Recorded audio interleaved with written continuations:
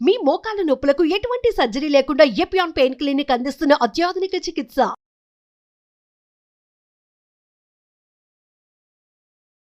Welcome to Suman TV. మోకాళ్ళ నొప్పులతో చాలా మంది సఫర్ అవుతున్నాం చిన్నతనంలోనే. అలాగే ఏమేం తప్పిదాలు చేస్తున్నాం ఒక సీనియర్ మోస్ట్ ఎక్స్పీరియన్స్ మేడం ద్వారా వింటే డెఫినెట్ గా మనందరికీ కూడా హెల్ప్ఫుల్ గా ఉంటుందండి.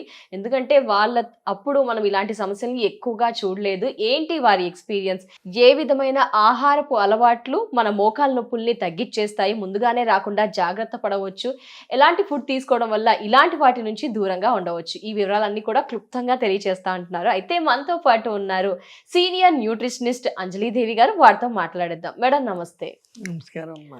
మీరైతే చలాకీగా ఉన్నారు. మీ ఆధీనంలో ఎవరైతే మంచి డైట్ మెయింటైన్ చేశారో వాళ్ళకైతే మోకాళ్ళ నొప్పులు లేవనే విన్నాము. అసలు ఏం చెప్పారు మేడం? అసలు మోకాళ్ళ నొప్పులు రాకుండా వాళ్ళకి ఎలాంటి జాగ్రత్తలు చెప్పారు, ఏం డైట్ చెప్పారు, ఏం చేస్తే మోకాళ్ళ నొప్పులు దరి చేరవో ఆ డీటెయిల్స్ అన్ని మాట్లాడుకుందామా మేడం? ఆహారం ఒకటి, ముందు రోజులకి ఈ రోజులకి వాళ్ళు చేసే పనులు ఏంటి అది చేద్దాం, అది మాట్లాడుకుందాం. అయితే ఏంటి మేము చేస్తున్న తప్పు? ఒకటి ఏంటంటే వాళ్ళ తిన్న ఆహారంతో పాటు వాళ్ళు చేసే పనులు డిఫరెంట్గా ఉంటాయి. వాళ్ళు చాలా ఎక్సర్సైజ్ ఉండేది. అన్ని ఇప్పుడు చూడండి, పప్పు రుబ్బాలంటే నేల మీద కూర్చొని తిప్పేసేవారు. అదొక ఎక్సర్సైజ్ లాగా అయిపోయింది. చాలానమ్మా, చేతులేంటి కాళ్ళేంటి, కాళ్ళ మీద కూర్చొని చేసేసేవారు. మరి ఇప్పుడు ఎక్కువ పని చేయొద్దు, అరిగిపోతాయి, నొప్పులు వస్తాయి, అది కూడా చెప్తున్నారు కదా మేడం ఈ డేస్ లో. కరెక్టే అది. కానీ ఎక్కువ పని చేయొద్దు అంటే పూర్తిగా మరీ జిమ్ములకి వెళ్ళి రాత్రులు పగలు చేయమని కాదు, రొటీన్ పనులు మటుకు చేయమని చెప్తారు ప్రతి వాళ్ళు. మినిమం ఎక్సర్సైజ్ కంపల్సరీ ఉండాలి. లేకపోతే తిన్న తిండి క్యాలరీస్ వాడాలి కదమ్మా. వాడకుండా అక్యుములేట్ అయిపోతే మంచి స్థూలకాయలు బరువు అయిపోతారు. అది ఒబేసిటీకి డైట్ ఎలాగమ్మా అని అది కూడా ఆలోచించవలసి వస్తుంది. అలా కాదు, మామూలుగా ఏంటంటే మునుపటి వే ఆఫ్ లివింగ్ వాళ్ళకేంటి, చాలామంది పొలాలకు వెళ్ళడం ఏంటి, పొలం పనులు చేసుకోవడం ఏంటి, ఇంట్లో పనులు సగం చేసుకోవడం ఏంటి, ఇవన్నీ ఏంటంటే అన్ని అవయవాలు పనిచేస్తూ ఉండేవి. దానివల్ల వాళ్ళు ఏం తిన్నా ఎంత తిన్నా వాళ్ళకి అరుగుదల ఉండేది. నొప్పులు లేకుండా అడ్జస్ట్ అయిపోతూ వస్తూ ఉండేది. బాడీ అడ్జస్ట్ అవుతూను కింద కూర్చుంటారు, నిలబడతారు, కింద పండుకుంటారు, పైన లేస్తారు. మోకాళ్ళు మన అటు పొలాల్లో చూడండి, నాటు వేయడం అంటే వాళ్ళు మోకాలు వంగి అన్ని వేస్తూ ఉంటారు. అన్ని గంటలు గంటలు వాళ్ళు పొద్దున్న మొదలు పెట్టి సాయంకాలం వరకు మార్నింగ్ 8-7 కి అలా వెళ్ళి ఈవినింగ్ 6-5 అప్పటి వరకు వంగి చేస్తానే ఉంటారు. అవి మధ్యలో 1 అవర్ బ్రేక్ ఉంటుంది అంతే. చాలా ఇప్పుడు ఏంటి, ఆ మోకాళ్ళకి ఏమైపోద్ది, బెండ్ అవుతూ ఉంటుంది, నిలబడుతూ ఉంటారు, చేస్తారు. అదే చూడండి, కాలు అలాగే నిలబెట్టేసి ఒక 2-3 నెలలు ఉంచేయండి, స్టిఫ్ అయిపోతాయి. మీకు కొంచెం నిలబెట్టినా ఇచ్చేసినా ఇది అయిపోద్ది. అందుకని ఎప్పుడూ అన్ని అవయవాలు ఎక్సర్సైజ్ ఉంటూ ఉంటే ఆ నొప్పులు రావు. అలాగని చెప్పి ఎక్సర్సైజ్ అని చెప్పేసి కొంతమంది జిమ్కి వెళ్ళి రాత్రులు పగలు లేకపోతే విపరీతమైన సైక్లింగ్లు చేసేసి రకరకాలు చేస్తారు. అది కూడా మంచిది. మరి ఏ శరీరానికి మన శరీర ఆవశ్యకత బట్టి, మన ఏజ్ని బట్టి, తర్వాత మన స్థితిని బట్టి, అంటే బరువు ఉన్నామా, తక్కువ ఉన్నామా, ఎంత హైట్ ఉన్నామా, ఎంత ఇది ఉన్నాయి, ఇవన్నిటిని బట్టి మన క్యాలరీస్ అవసరం. ఎంత క్యాలరీస్ కావాలో అది దాన్ని బట్టే మనకు బాడీ ఆహారం జాబ్స్ ని బట్టి కూడా డిఫరెన్స్ ఉంటుందేమో. కొందరు సాఫ్ట్వేర్ ఉంటారు, కొందరేమో స్టాండింగ్ పొజిషన్ లో వర్క్స్ ఉంటాయి, కొందరు వాకింగ్స్ వర్క్స్, అలా డిఫరెంట్ దాన్ని బట్టి కూడా మారుతుందంటారా మేడం? డిఫరెన్స్ ఉంటుంది. ఇంకా మరి అలాంటి వాటికి మనం ఎక్కువ ఏం చేయలేము. మనం ఆ వర్క్ అట్మాస్ఫియర్ అటువంటిది. తిరిగే వాళ్ళకి పర్లేదు, కానీ కంటిన్యూస్ గా కూర్చునే వాళ్ళకి కొంచెం మోకాళ్ళ నొప్పులు స్టార్ట్ అవుతాయి. అందుకనే వాళ్ళకి ఏంటంటే మధ్య మధ్యలో వాళ్ళు వేసి కొంచెం అటు ఇటు తిరగడం కానీ, లేకపోతే ఏదో ఒకటి జ్యూస్ లాంటి కానీ ఏమైనా తాగేసి మళ్ళీ వచ్చి కూర్చుంటే బరువు పెరగరు. లేకపోతే అలాగే కూర్చొని భోంచేసి మళ్ళీ వచ్చి కూర్చొని మళ్ళీ లేచి మళ్ళీ వచ్చి కూర్చుంటే మనిషి చాలా వెయిట్ పెరిగిపోతూ ఉంటారు. అదే కాకుండా ఇంకా మిగతా రకాల వైటమిన్ డెఫిషియన్సీస్ అవి వస్తూ ఉంటాయి. ఆ టెన్షన్ కండ్లు పెట్టి కంటిన్యూస్గా టెన్షన్లో ఉంటే బీపీ రావచ్చు, ఇలాంటి రకరకాల ప్రాబ్లమ్స్ మళ్ళీ రావచ్చు. ఇవన్నీ పోవాలంటే ముఖ్యంగా మోకాల మీద మనం పెట్టే స్ట్రెయిన్, ఎలా పెడుతున్నాం అన్నది ఆలోచించుకోవాలి. ఈక్వల్గా నడవాలి. కొంతమంది నడిచేటప్పుడు ఒక సైడ్ నడిచి ఇంకో సైడ్ నడిచి పరిగెత్తడం చేయడం అలా చేస్తూ ఉంటారు. దానివల్ల ఒక మోకాలు నొప్పులు స్టార్ట్ అయిపోతాయి. ఈ బరువు బ్యాలెన్స్డ్గా 2 కాళ్ళ మీద బ్యాలెన్స్డ్గా పెట్టి నడగలుగుతూ ఉంటే మనకి ఆ నొప్పులు అంత ఈజీగా రావు. వాకింగ్ కూడాను ఒక సిస్టమాటిక్ టైప్ ఆఫ్ వాకింగ్ చేస్తూ ఉండాలి. కొంతమంది పరిగెత్తేస్తారు, కొంతమంది నడుస్తారు. పరిగెత్తే వాళ్ళు కంటిన్యూస్ పరిగెత్తూ ఉండాలి. ఆ పరిగెత్తడం కూడా ఎక్కువ పరిగెత్తితే ఇదైపోతాను బాగా పరిగెత్తుతారు, అప్పుడు మళ్ళీ మోకాళ్ళు అరిగిపోతాయి. కొంతమంది సైక్లింగ్ చేస్తారు. ఆ సైక్లింగ్ ఏదో ఒక 1 కిలోమీటర్ 2 కిలోమీటర్స్ చేస్తారు. వాళ్ళ ఆరోగ్యాన్ని బట్టి, వాళ్ళ శరీర స్థితిని బట్టి, వయసుని బట్టి అన్నిట్లు ఉంటాయి. అలా కాకుండా నేనేమో ఇది కావాలని 12 కిలోమీటర్లు 14 కిలోమీటర్లు ప్రతిరోజు చేస్తే ఈ మోకాళ్ళు అరిగిపోతాయి. ఇక్కడ జాయింట్స్ ఉంటాయి కదా, దానివల్ల ఇంక మోకాళ్ళ నొప్పులు స్టార్ట్ అవుతాయి. ఇక్కడ ఒక చిన్న డౌట్ అమ్మా, మెట్లు ఎక్కడం దిగడంలో కూడా ఈ మధ్య కొన్ని అయ్యాయి, ఏంటి ఎక్కాలి దిగాలి ఈ విషయంలో ఏంటి ఒక క్లారిటీ వద్దామా?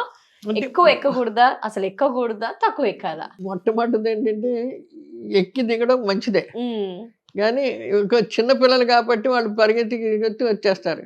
పెద్దవాళ్ళు ఇప్పుడు ఎక్కి దిగేటప్పుడు మనం బరువు ఎలా పెడతాం, కాళ్ళ మీద ఈ కాళ్ళ మీద పెడతాం, రెండో కాళ్ళ మీద పెడతాం, మోకాళ్ళ మీద ఎంత మనం స్ట్రెయిన్ పెడుతున్నాం దాన్ని బట్టి వస్తుంది.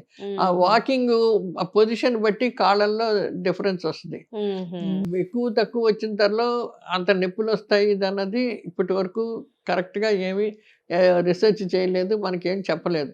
నడవడం మంచిదంటారు, ఎక్కడం దిగడం మంచిదంటారు, హార్ట్ కూడా మంచిదంటారు. కానీ హార్ట్ ప్రాబ్లం ఉన్నోళ్ళు దబ ఎక్కి దిగడం మంచిది కాదు. అలా పరిస్థితిని బట్టి ప్రతి ఇండివిజువల్ డిఫరెంట్ అమ్మా. ప్రతి ఇండివిజువల్ దీనికి జనరల్ రూల్స్ ఉంటాయి. ఆ జనరల్ రూల్స్ లో మళ్ళీ ఎంత మటుకు చేయాలి, ఎలా చేయాలి అన్నది మళ్ళీ డెఫినెట్ గా ఇండివిజువల్ మార్పు ఉంటుంది.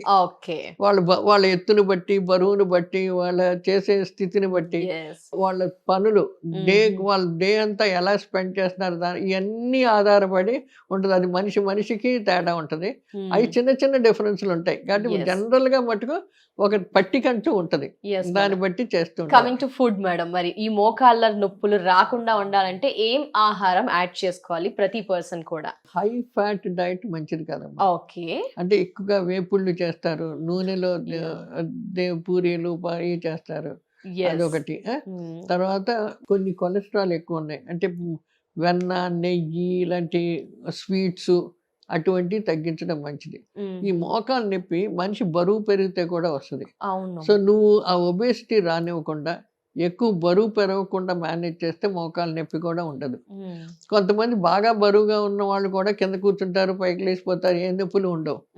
కొంతమంది సన్నోళ్ళు 24 గంటలు నొప్పులండి అంటారు. అంటే అదేంటంటే వాళ్ళకి ఒకటి శరీర తత్వం, ఇంకోటి వాళ్ళు తినే ఆహారం బట్టి కూడా ఉంటుంది. నూనెలు కూడాను డిఫరెంట్ టైప్, అంటే మనం ఇప్పుడు సాచురేటెడ్ ఆయిల్స్ అంటాం, నెయ్యి, వెన్న ఇటువంటివి ఉన్నాయి. కొంచెం మంచి లాడ్డు, ఇప్పుడు కొవ్వుతోటి ఉన్న మటను, చికెను ఇవన్నీ ఎక్కువ బాగుంటుందండి, ఎక్కువ కొవ్వు ఉంటే బాగుంటుంది అంటారు. అలాంటి వాటికి అలాంటి హై ఫ్యాట్, సాచురేటెడ్ ఫ్యాట్ ఉన్న ఫుడ్ ఉంటే ఇక్కడ డిపాజిట్ అయిపోతాయి మోకాళ్ళ జాయింట్స్ దగ్గర. దానివల్ల నొప్పులు ఎక్కువ వస్తూ ఉంటాయి. అవి తగ్గాలంటే తర్వాత ఏజ్ కూడాను, బాగా ఏజ్ ఉన్నోళ్ళు అక్కడే కూర్చొని ఉంటారు కాబట్టి మోకాళ్ళ నొప్పులు వచ్చేస్తాయి, ఎక్కువ తిరగరు. అది కూడా ఇంపార్టెంట్. వాళ్ళు తిన్న ఆహారం కరగాలంటే వాళ్ళు ఆ తిన్న ఆహారం ప్రకారంగా తిరగాలి. లేకుండా ఎక్కువ తినేసి తక్కువ చేయకూడదు, మళ్ళీ ఎక్కువ తిరిగి తక్కువ తిండి తినకూడదు.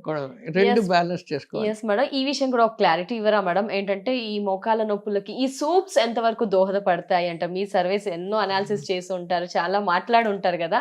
మునగాకు సూప్ కానీ, మనకి అలాగే మునక్కాయల సూపు, మొరింగా సూప్స్, ఇలా సూప్స్ ఏమైనా యాడ్ చేసుకోవడం వల్ల ఎక్స్ట్రా బెనిఫిట్స్ ఉన్నాయి? జస్ట్ ఏదో ఏంటి అంటారు? బెనిఫిట్స్ ఏముండవు మా సూప్స్ తోటి. ఏంటంటే ఆకలిని పెంచుద్ది. వేడి సూప్ తాగారంటే ఆకలిని పెంచుద్ది, తిన్న ఆహారం డైజెస్ట్ బాగా అవుద్దని వేడి సూపులు తాగండి అంటారు. కానీ మోకాళ్ళలో బెనిఫిట్స్ అలా ఉండదు. అందులో మనకు అన్ని వేడి సూప్స్, ఎక్కువ మనకు ఫైబరే వస్తుంది, కార్బోహైడ్రేట్స్, ఫైబర్ వస్తుంది. అవి తాగడం వలన ఈజీగా డైజెస్ట్ అవుద్ది. కానీ వైటమిన్స్ రూపంగా మనకి బి కాంప్లెక్స్, ఏదైతే నీటిలో కరిగే విటమిన్లు ఉన్నాయో అవి మనకి ఎక్కువ పట్టదు. తర్వాత నిమ్మకాయ రసం రాస్తాం, అప్పుడు వస్తుంది. అలాంటి అనమాట. ఎప్పుడైతే వేడి వేడి చేస్తే బి కాంప్లెక్స్ వైటమిన్లు అన్ని నశించిపోతాయి. మిగతా ఫైబర్ ఉంటుంది. ఏమన్నా ఇప్పుడు మనం వెన్నేస్తాం, సూపుల్లో చాలా మటుకు వెన్నేస్తారు. అవును. ఆ బటర్ వేయడం వల్ల మనిషి లావులు పెరిగిపోతారు, సన్నం అవరు. సూప్స్ తాగితే సన్నం అవుతాం కానీ తాగరు. ఎందుకంటే అందులో ఇది ఉండదు, ఉత్తి నీటిలో జ్యూసే. అందులో కొన్ని ఆ బి కాంప్లెక్స్ ఏదైతే ఉన్నాయో నీటిలో కరిగే విటమిన్లు అన్ని వేడికి పోతాయి, నీటిలోనూ పోతాయి. ఓకే. సూప్స్ జస్ట్ ఆకలి పెంచడానికి చేసుకోవచ్చు.